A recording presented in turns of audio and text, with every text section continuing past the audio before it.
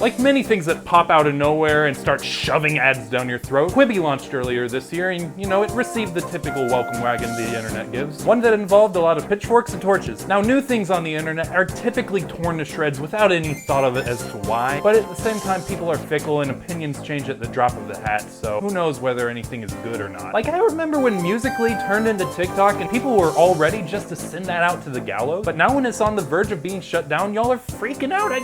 Stop! I can't take it anymore. I can't keep up. It's like I need an Excel worksheet to understand what we're supposed to be hating this month. All right, now for August, cell phones. All right, so let's talk about Quibi. So Quibi is a video service that offers 10-minute or shorter videos, or as they like to call them, quick bites. This video service was founded by Jeffrey Katzenberg, the guy who made Shark Tale.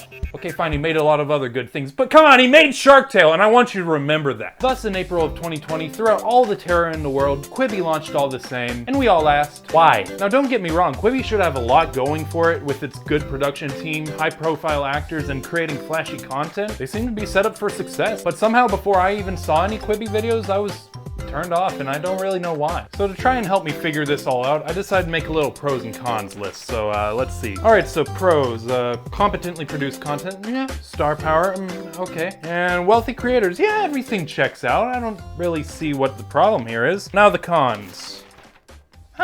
Everything else. So Quibi does a lot of things wrong, but to simplify it, I just broke it down to 3 things.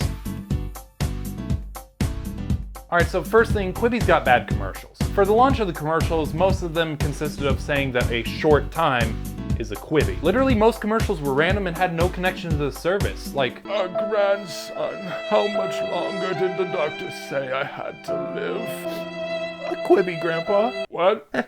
This video's funny. Each commercial was the same. It was just selling the idea that our content is short, not telling you if it was good. But you know what the other selling point was? That you could watch your videos like this and like this, which means you'll have a shot that looks like this. They'll end up looking like this. Personally, I hate shooting video in a vertical format, but at least if you plan on supporting it, don't shoot it like it's going to be on the big screen. It's not gonna work. So they failed to present their product as meaningful, and they also failed to create content that succeeds in both a vertical and horizontal format. The only way to succeed from adhering to a faulty format is by excelling in the content that they provided us.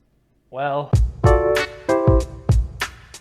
with only original shows that no one cared about and no backlog of content for people to watch, Quibi just failed to interest their viewers. The only exception was the one-season revival of Reno 911, but one show does not a streaming service make. With all the failings of the format and the reliance on new IPs, the writing had to be amazing to make up for it. And that's not a problem. As long as you know how to pace your show out and make every episode meaningful for its own condensed story. So let's talk about the most dangerous game. So I downloaded Quibi and I started watching the show, and I didn't have high hopes for it, but come on, they were advertising it was an Emmy-nominated show, so it couldn't have been that bad. It was that bad. It tries to shove all of the exposition down your throat before you even learn who the characters are and why you should care about them. The writing is dull. When the villain starts introducing his plan, literally he says, "Dodge, I am what you would call a facilitator. I make possible the natural progression of man's innate desire to be challenged." You know what the response to that insanely creepy, dense line is? Right. I hate this show. After finishing this episode, I didn't want to continue. Instead, I found myself asking, how on earth did this get nominated for an Emmy? Literally, do Emmys mean absolutely nothing nowadays? Right. The main sell of this show is the action scenes. However, if what drives the action is just poorly set up motivation, then the whole show is meaningless. It's what truly makes a difference between a good movie like this and a terrible show like this. Without thinking about what purpose the action serves and just trying to look cool, the audience just should not care what they're seeing on screen. And so the last argument that I've always seen is that this service is the only one that markets to short videos. So do we all agree that Jeffrey Katzenberg lives under a rock?